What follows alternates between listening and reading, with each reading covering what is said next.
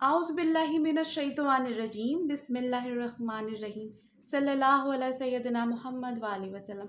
अस्सलामु अलैकुम व रहमतुल्लाहि व बरकातुहू। प्यारे साथियों, कैसे हैं आप सब लोग। हमेशा की तरह उम्मीद करती हूँ कि आप सब ठीक ठाक होंगे। अल्लाह करे सब खैर खैरियत से हों और सबके माँ बाप का साया उनके सरों पे सलामत रहे, और जिनके वालिदैन इस दुनिया से गुजर चुके हैं अल्लाह ताला उन सबकी मग़फ़िरत करे।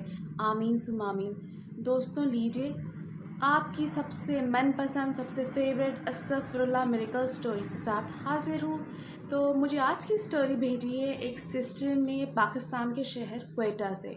अब मैं विदाउट वेस्टिंग एनी टाइम आपको बताती हूँ कि उन्होंने क्या स्टोरी हमसे शेयर की है।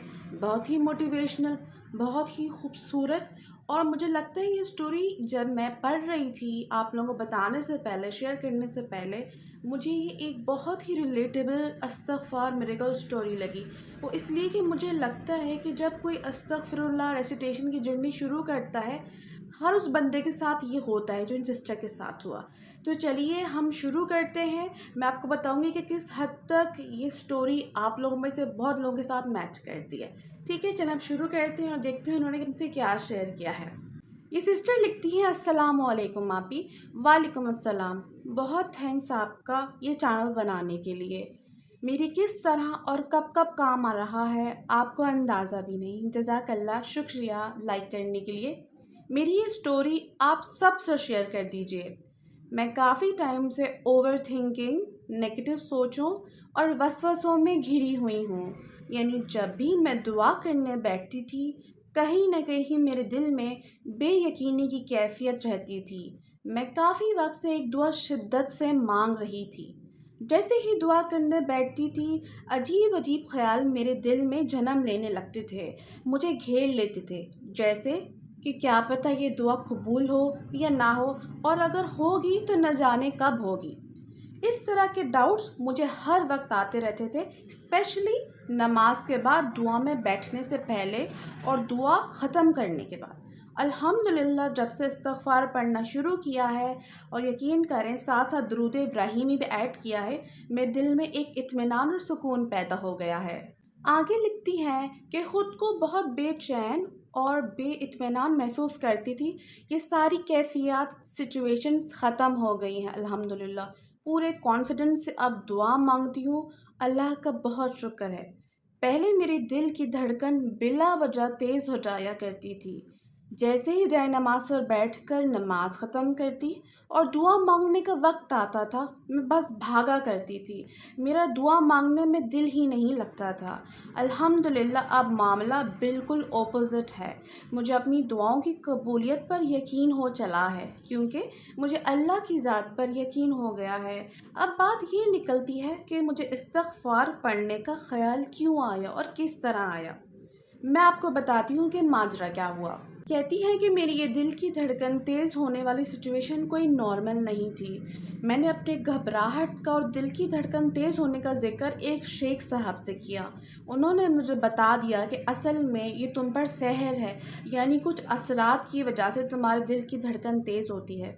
उन्होंने ही मुझे इस्तग़फ़ार और रोज़ दुरूद इब्राहीमी की कसरत करने से मुताल्लिक़ बातें समझाई, और मुझे कहा कि मैं भी इन दोनों अज़कार की दिल से, तवज्जो से इनकी कसरत करूं।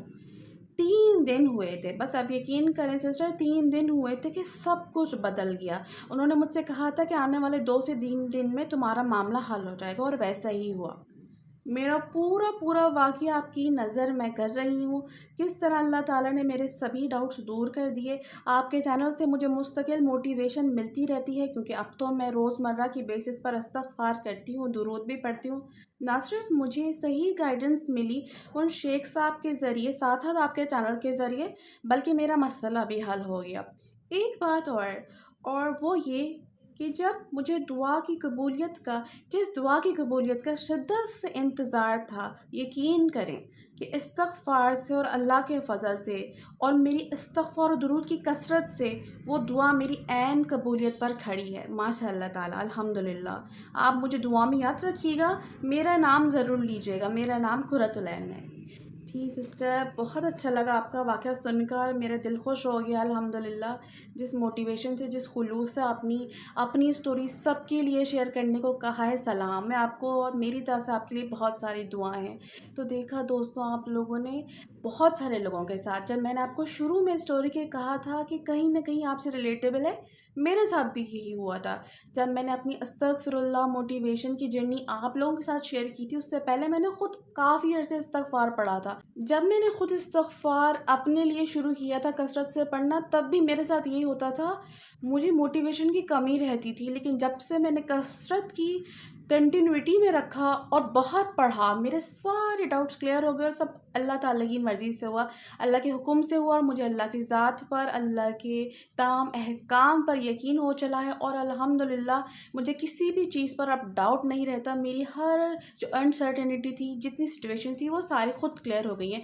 تو یہ اسٹوری کہیں نہ کہیں مجھ سے بھی ریلیٹیبل ہے، اور مجھے یقین ہے آپ لوگوں میں سے بہت سارے لوگوں کے ساتھ ریلیٹ کرتی ہوگی۔ اسٹوری اچھی لگی ہو، میری موٹیویشن اچھی لگتی ہو، تو ویڈیو کو ضرور لائک کیجیے گا۔ چینل پر نئے ہیں تو سبسکرائب کر لیں۔ پھر ملوں گے ایک اور استغفر اللہ میریکل اسٹوری کے ساتھ، یا کسی اور میریکل اسٹوری کے ساتھ۔ اپنا خیال رکھیے گا۔ ٹیک کیئر، اللہ حافظ۔